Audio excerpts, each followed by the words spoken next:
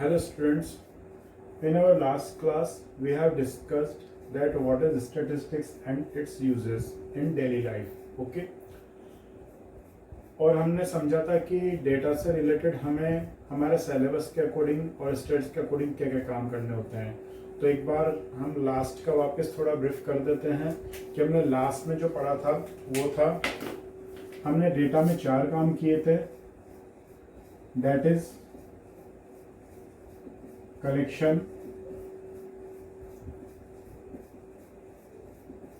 Classification, presentation and analysis. Analysis के बाद कई जगह इंटरप्रिटेशन भी होता है, वो एनालिसिस का ही पार्ट है, उसको इंटरप्रिटेशन एक डेफिनेशन में बोला जाता है. तो बेसिकली हमें ये 4 काम करने थे.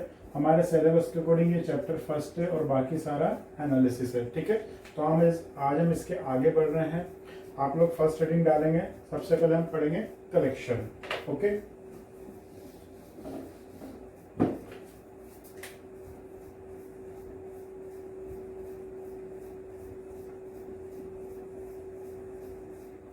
कलेक्शन में जो बेसिकली हमें पढ़ना है वो पढ़ना है डेटा. कलेक्शन के बिहाफ पे 2 टाइप्स का होता है. कौन कौन से 2 टाइप होते हैं डेटा के?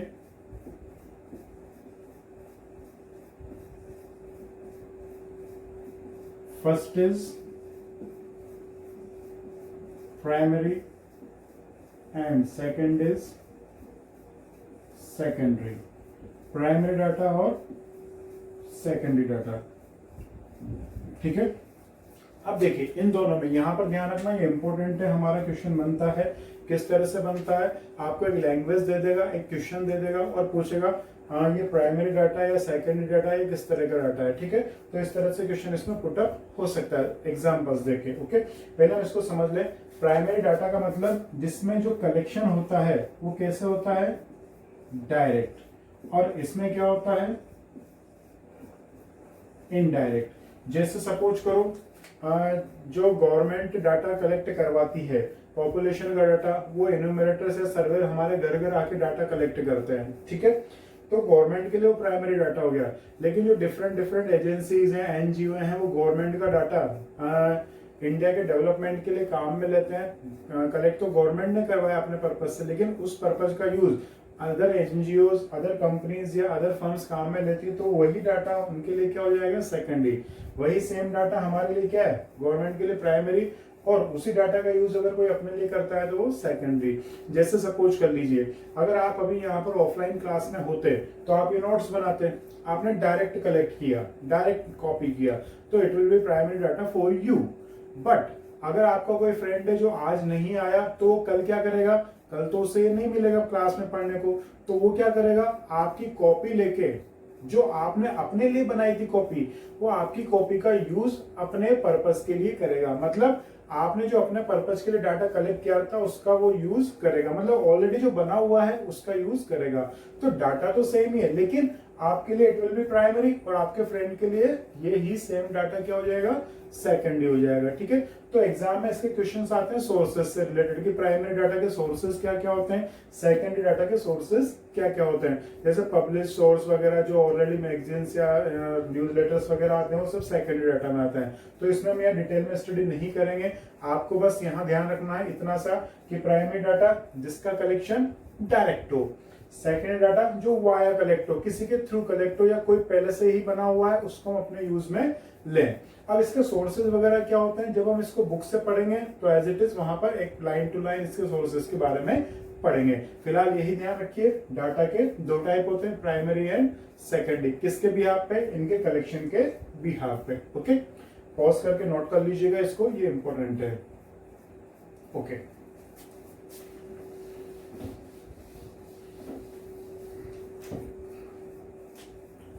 सेकंड आता है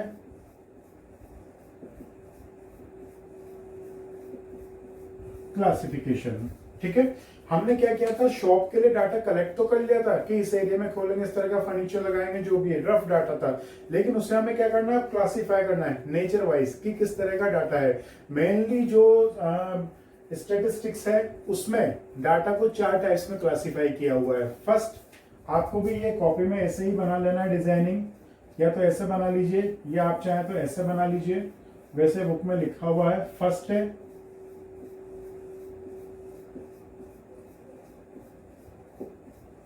ज्योग्राफिकल।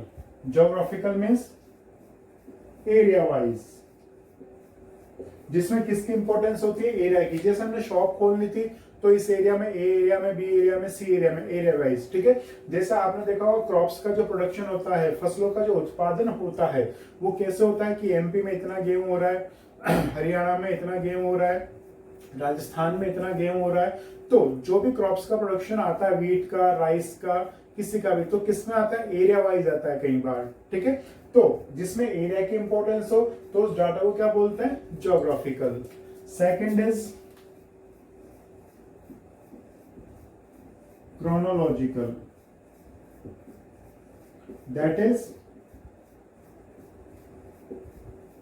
टाइम वाइज, मतलब जिसमें किसकी इंपॉर्टेंस हो, टाइम की। जैसे टाइम टेबल, हमारे एग्जाम का टाइम टेबल, ठीक है। टाइम सीरीज आपने 11th क्लास में पढ़ा होगा, ईयर और ईयर वाइज प्रॉफिट आता था, उसमें टाइम होता था। हमारा टाइम टेबल, आपकी क्लासेस का टाइम टेबल, वो कौन सा डाटा है, टाइम के अकॉर्डिंग। इंडेक्स नंबर पूरा इस पे बेस्ड है, टाइम, इतने ईयर का प्रॉफिट, इतने ईयर का प्रॉफिट।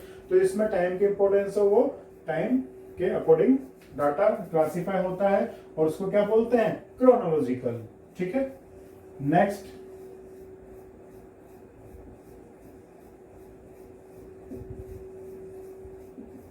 क्वांटिटेटिव। स्टेट्स का मैक्सिमम डाटा इस टाइप का होता है जिसका हम मेजरमेंट क्वांटिटी में कर सकते हैं, जैसे height, weight, profit, loss, cost, revenue, sales वगैरह। इस तरह से जो भी क्वांटिटी में मेजरमेंट हो वो डाटा कौन सा होगा, क्वांटिटेटिव, ठीक है।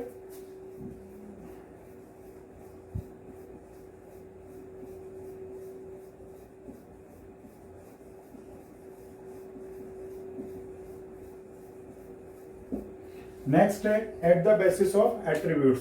At the basis of attributes का मतलब क्या होगा, एट्रीब्यूट्स का मतलब होता है क्वालिटी। क्या चीज, क्वालिटी के भी यहाँ पर। अब देखिए यहाँ पर हमने एरिया को ले लिया, यहाँ पर टाइम को ले लिया, यहाँ पर क्वांटिटी को ले लिया। लेकिन जैसे कई बार होता है ना यार, इंटीरियर, अरे यार इस दुकान का इंटीरियर बहुत अच्छा लग रहा है, ठीक है। या जैसे हमारे, आप लोग टीवी वगैरह देखते होंगे तो उसमें डांस कॉम्पिटिशन्स होते हैं, तो क्या उसमें ऐसे बोलते हैं कि इसने 1 kg डांस किया, ऐसे नहीं बोलते। तो क्वांटिटेटिव डाटा है, मतलब क्वांटिटी डाटा नहीं है, वो क्या है, एक तरह से क्वालिटी है। तो क्वालिटी का भी तो मेजरमेंट करना पड़ेगा कि इसमें, जैसे हम हर साल क्वालिटी की तो टेस्टिंग करते हैं, हमारे मार्क्स अगर अच्छे परसेंटेज आते हैं तो हमारे माइंड की क्वालिटी बहुत अच्छी है। अगर हमारे मार्क्स का परसेंटेज कम होता है तो हमारे माइंड की क्वालिटी कम हो जाती है। तो क्वालिटी भी एक ऑब्जर्वेशन है, वो भी डेटा है और उसको भी हमें क्लासिफाई करना पड़ेगा। तो बेसिकली 4 टाइप्स है, geographical, area wise, chronological, time wise, quantitative जिसमें क्वांटिटी होती है, और at the basis of attributes qualitative या क्वालिटी वाइज। अब इसमें क्वेश्चन कैसे पुटअप होगा, अगर होगा तो क्वेश्चन कैसे पुटअप होगा, आपको एक डाटा दे देगा कि 2008 में पर्टिकुलर फर्म को इतना प्रॉफिट हुआ, तो ये कौन से टाइप का डाटा है। अब देखिए इसमें क्या आ रहा है, टाइम आ रहा है, तो क्रोनोलॉजिकली पर आपको टिक मार्क करना है, बस। इसके अलावा इसमें कुछ नहीं पूछता है, ओके, ठीक है। Pause the video, note it down, thank you. Next third जो पार्ट आता है that is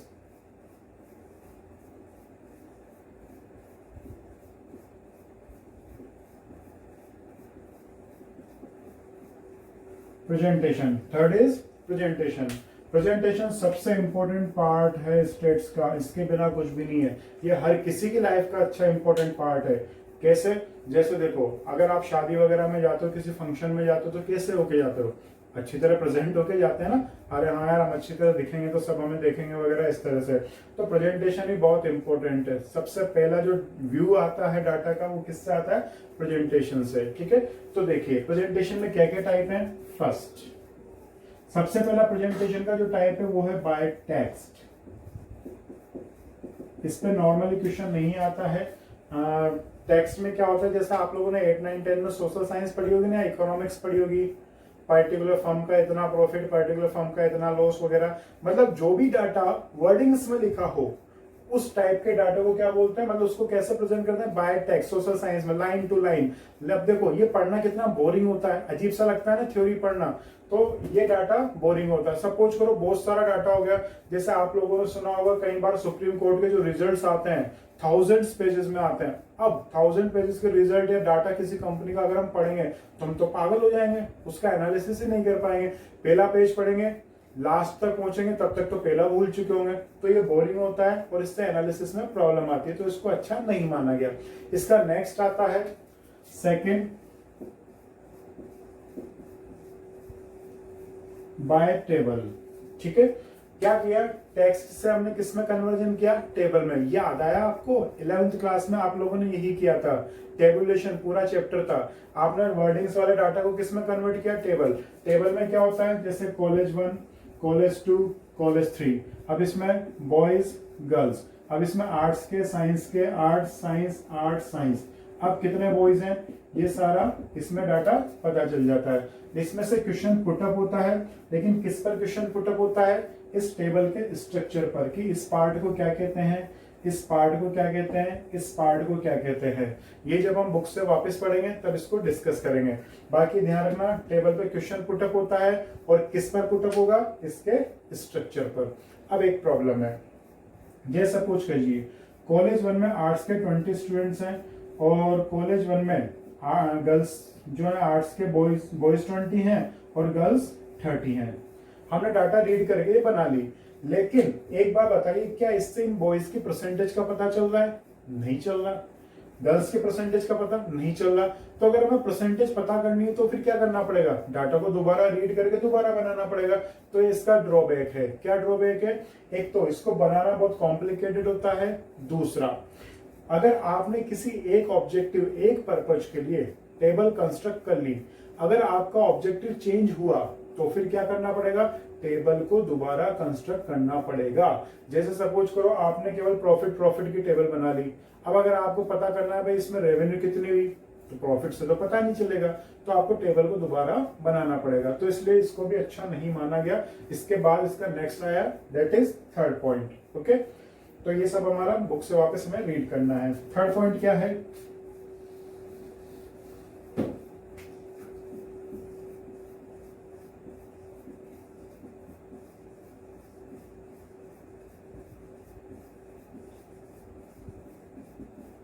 by diagrams and charts. ये भी बहुत इंपॉर्टेंट है, इस पे क्वेश्चन पुटअप होता है। हमने क्या करा, इस डाटा को किस में कन्वर्ट कर दिया, डायग्राम्स एंड चार्ट्स में। ये इंपॉर्टेंट इसलिए लिखा, ये सबसे परफेक्ट वे है डाटा को प्रेजेंट करने का। क्यों है, क्योंकि चाहे आप इस फील्ड के हो या नहीं हो, फिर भी आप डाटा का एनालिसिस परफेक्टली कर सकते हैं। कैसे, देखिए, जैसे हमारे पास 3 कंपनीज हैं, ए, बी और सी, और ये वाई एक्सिस बताता है प्रॉफिट और ये बताता है कंपनीज का, ठीक है, नेम। अब बताइए किस कंपनी को सबसे ज्यादा प्रॉफिट हो रहा है, ऑब्वियसली आपका आंसर क्या होगा, बी होगा।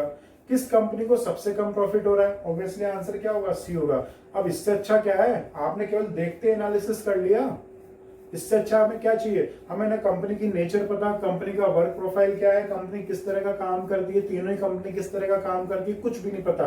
लेकिन हमने क्या किया, डाटा देखा, डायग्राम देखा, अरे यार सबसे ऊंचा बार डायग्राम है, बस यही आंसर होगा सबसे हाईएस्ट प्रॉफिट का। तो हमने क्या करा, देख के ही एनालिसिस कर लिया। इससे परफेक्ट एनालिसिस क्या होगा, तो इससे परफेक्ट प्रेजेंटेशन भी नहीं हो सकता है। लेकिन इसमें भी वही प्रॉब्लम है जो टेबल में थी, आपने प्रॉफिट बना दिया, अगर आपको रेवेन्यू या कॉस्ट चाहिए तो आपको इसको दोबारा बनाना पड़ेगा। दूसरा इसमें ड्रॉबैक क्या है, आपने देखा होगा 10th क्लास में आपने स्केल बनाया था, x axis 1 centimetre equal to y axis 1 centimetre equal to. अब सपोज कर लीजिए कंपनी है मुकेश अंबानी की, रिलायंस। अब उनके प्रॉफिट्स तो क्या होते हैं, करोड़ में होते हैं, बिलियन मिलियंस में होते हैं। अगर आपने unit Lee 1 centimetre equals to 1 crore, अगर आपने डाटा बनाते हो 2 सेंटीमीटर भी इधर उधर कर दिया तो कंपनी को तो लग गया चूना 2 करोड़ का, लगेगा नहीं लगेगा, या हो सकता है 2 करोड़ का डाटा इधर उधर हो जाए। तो इनको बनाने के लिए एक्सपर्टीज की जरूरत होती है, किसकी जरूरत होती है, एक्सपर्टीज की, ठीक है। आम आदमी नहीं बना सकता, आम आदमी बस क्या कर सकता है, चाहे उस फील्ड की नॉलेज हो या नहीं हो, उसका एनालिसिस परफेक्ट कर सकता है। देखते हैं आप लोगों ने आजकल देखा होगा, कोरोना चल रहा है, डेली न्यूज़पेपर में ग्राफ्स बने हुए आते हैं, सर्कल्स बने हुए आते हैं, रेड जोन, ग्रीन जोन वगैरह। ये सब कौन सा टाइप है, डायग्राम एंड चार्ट्स ही है। रेड जोन, ग्रीन जोन ऐसा आता है ना सर्कल में बना हुआ ऐसे, ये रेड जोन, ग्रीन जोन एक ही में, जैसे पर्टिकुलर राजस्थान का ये पूरा है, इसमें इतना परसेंटेज रेड जोन है, इसे पाई चार्ट्स बोलते थे। इसमें जो इंपॉर्टेंट क्वेश्चन बनता है, एक तो बार डायग्राम पर बनता है, इसे बोलते हैं बार डायग्राम। एक बनता है लाइन डायग्राम्स, ये हम आगे पढ़ेंगे। एक पाई चार्ट्स आपने पढ़ा होगा, ऐसे हम पढ़ते थे, फ्यूल वगैरह, इसके डॉटेड वगैरह ये, ठीक है। और इसी में हम आगे पढ़ेंगे औजाय वगैरह और क्यूमुलेटिव फ्रीक्वेंसी कर्व होते हैं। तो इस पर नॉर्मली क्वेश्चंस पुट अप हो सकते हैं, इसके अलावा इसमें कुछ नहीं पूछा जा सकता है।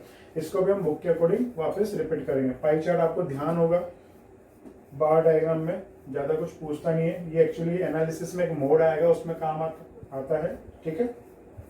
तो आई थिंक ये क्लियर हुआ होगा, इसका ड्रॉबैक समझ में आ ही गया।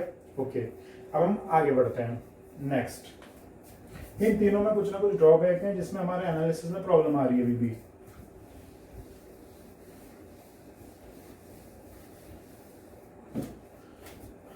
फोर्थ पॉइंट है बाय स्टैटिस्टिकल सीरीज। कौन सा पॉइंट है, बाय स्टैटिस्टिकल सीरीज। मतलब अभी तक हमारे सिलेबस के अकॉर्डिंग बात करें या एनालिसिस के अकॉर्डिंग बात करें, या जितने भी फॉर्मूले इस टेस्ट में बने हैं वो सब इसके बिहाफ पे बने हैं, मतलब प्रेजेंटेशन के इस टाइप्स के बिहाफ पे। इसमें क्या होता है, पूरे डाटा को हमने सीरीज में डिवाइड कर लिया। किस पे डिवाइड कर लिया, सीरीज में। अब कैसे डिवाइड किया वो देखते हैं। बेसिकली जो सीरीज है वो दो टाइप की है। फर्स्ट टाइप, ध्यान रखना, कंसेप्ट वाइज समझना, ये जो टाइप बने हैं ये भी किसी रीजन से बने हैं। First is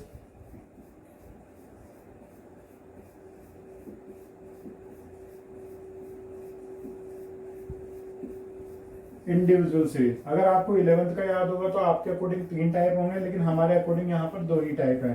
first is individual series. नाम क्या है इसका, इंडिविजुअल, मतलब इसमें हम एक एक इंडिविजुअल डाटा को इंपॉर्टेंस देंगे। क्या करेंगे, एक एक इंडिविजुअल डाटा को इंपॉर्टेंस देते हैं। जैसे सपोज कर लीजिए किसी क्लास के 10 स्टूडेंट्स के मार्क्स हैं और कितने में से हैं, 10 में से ही है।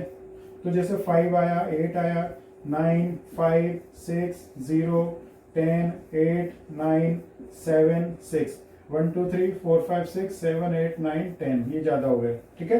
तो किसी क्लास में 10 स्टूडेंट्स हैं, उन्होंने 10 मार्क्स का कोई टेस्ट पेपर दिया, उसके आंसर ये आ गए, ठीक है। अब देखिए हमने क्या करा, 10 ही स्टूडेंट थे और 10 के स्टूडेंट्स के हमने क्या करा, मार्क्स लिख डाले। तो हमने एक एक डाटा को, एक एक इंडिविजुअल डेटा को हमने क्या करें, इंपॉर्टेंस दी। तो इसी को क्या बोलते हैं, इंडिविजुअल सीरीज। लेकिन ये 10 थे तब तक सही था। अगर 10 की जगह क्या हो जाएंगे, 1000, तो हम ऐसे लिखते लिखते एक एक डाटा को क्या हो जाएंगे, पागल हो जाएंगे। और दूसरी बात देखो, 5 कितनी बार आ रहा है, 2 बार आ रहा है। अगर 1000 हो गए, थाउजेंड्स हो गए, तो फिर ये 5 तो कई बार रिपीट होगा। क्या होगा, बोला मैंने, कई बार रिपीट होगा, रिपीटेशंस बढ़ जाएंगे। तो रिपीटेशन बढ़ जाएंगे तो हम एक ही चीज को बार बार क्यों लिखे, हम तो कॉमर्स के, हमारी इंक बचाएंगे। तो हम क्या करेंगे, रिपीटेशन के बिहाफ पे हमने इसका सेकंड टाइप बना दिया। क्या बना दिया, रिपीटेशन के बिहाफ पर हमने इसका सेकंड टाइप बना दिया। तो सेकंड टाइप क्या बना, रिपीटेशन। और रिपीटेशन को ही स्टेट्स में दूसरा नेम क्या देते हैं, फ्रीक्वेंसी। तो सेकंड टाइप क्या है, फ्रीक्वेंसी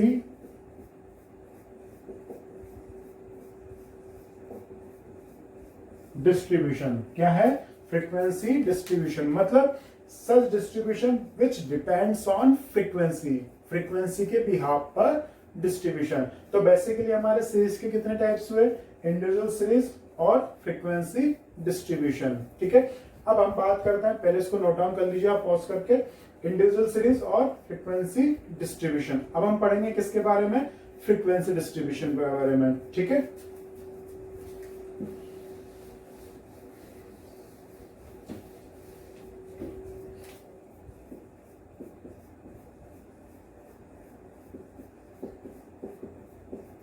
फ्रीक्वेंसी डिस्ट्रीब्यूशन के बिहाफ पर भी ये सीरीज के टाइप्स ये होते हैं। पहला है डिस्क्रीट सीरीज।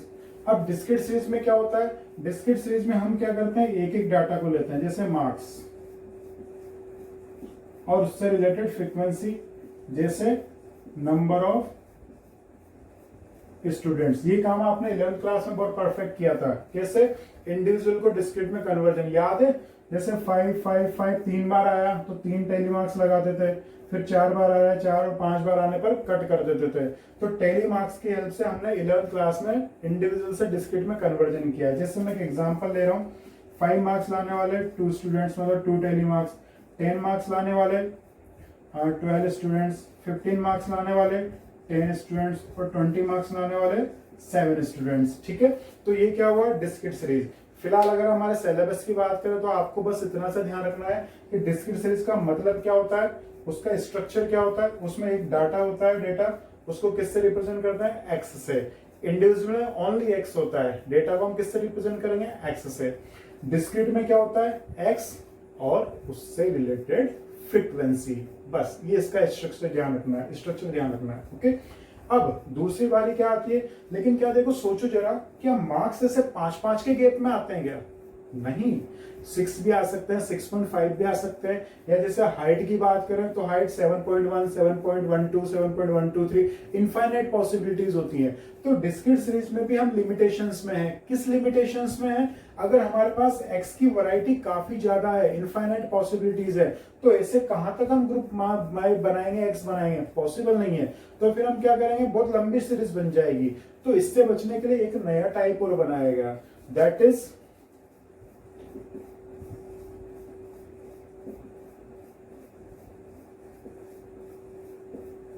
Continuous series. और कंटिन्यूअस सीरीज का स्ट्रक्चर क्या होता है, ग्रुप और उससे रिलेटेड फ्रीक्वेंसी, जैसे 0 to 5, 5 to 10,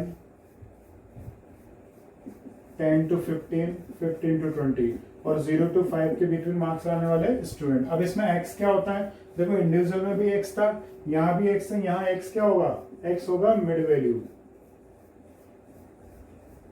मिड वैल्यू किसकी, ग्रुप की मिड वैल्यू। तो 0 to 5 की मिड वैल्यू क्या होगी, 2.5। कैसे निकालेंगे, 0 + 5/2, 2.5। 5 to 10 की 7.5, फिर 12.5, फिर 15 to 12 की 17.5। इस तरह से इसकी मिड वैल्यू आ जाएगी। ओके, तो ये हमारे क्या होगा, कंटिन्यूअस सीरीज। तो ध्यान दीजिए, वापस अगेन एक बार फाइनल इसको रिपीट करते हैं। सीरीज के कितने टाइप्स होते हैं, फर्स्ट इंडिविजुअल सीरीज, हमारे सिलेबस के अकॉर्डिंग बात करें, इंडिविजुअल सीरीज जिसमें इंडिविजुअली एक एक डाटा को रिप्रेजेंट करते हैं, उसका स्ट्रक्चर क्या होता है, एक्स से डिनोट करते हैं। दूसरा है रिपीटिशन ज्यादा बढ़ जाते हैं तो हम कौन सी सीरीज पर आएंगे, डिस्क्रीट सीरीज पर, जिसका स्ट्रक्चर क्या होता है, एक्स और एफ।